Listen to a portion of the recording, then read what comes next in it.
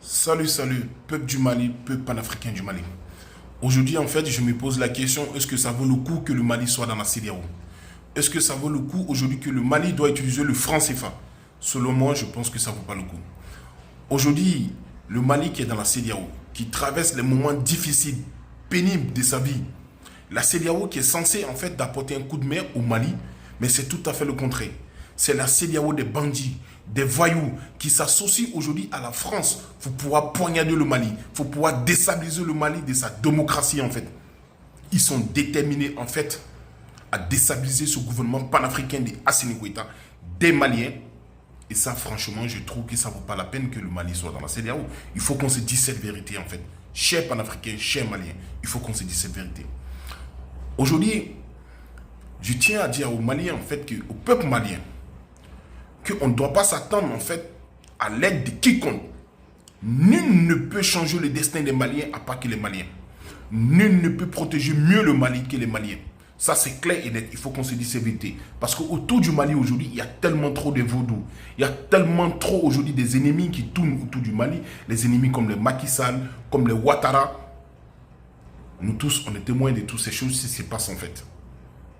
Donc, peuple du Mali, le pouvoir appartient à la population. Peuple du Mali, réveillez-vous en fait. Lorsque vous marchez dans la rue, vous voyez des choses qui sont louches, qui ne tiennent pas debout. Appelez la police, appelez la gendarmerie, appelez l'armée. C'est pour cette raison, dans mes prochaines vidéos, en fait, je vais toujours laisser des numéros, en fait, des centres d'appel urgents.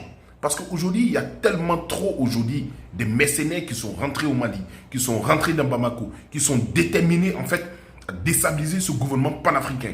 Par la complicité d'Alassane Ouattara et de Macky Sall et de la France, ils sont déterminés. Peuple du Mali, réveillez-vous.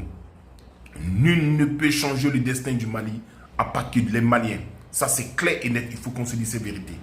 N'attendez rien de quiconque. N'attendez rien de quiconque, en fait. La population est censée aujourd'hui être très vigilant. Très vigilant aujourd'hui. Très vigilant. Ça, c'est clair et net. Il faut qu'on se dise ces vérités.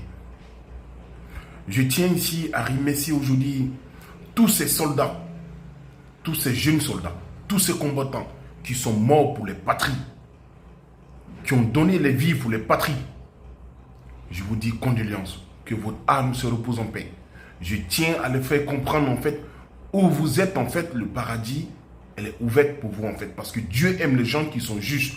Dieu aime les gens en fait, qui se sacrifient pour les patries, pour une bonne cause. Que votre âme se repose en paix.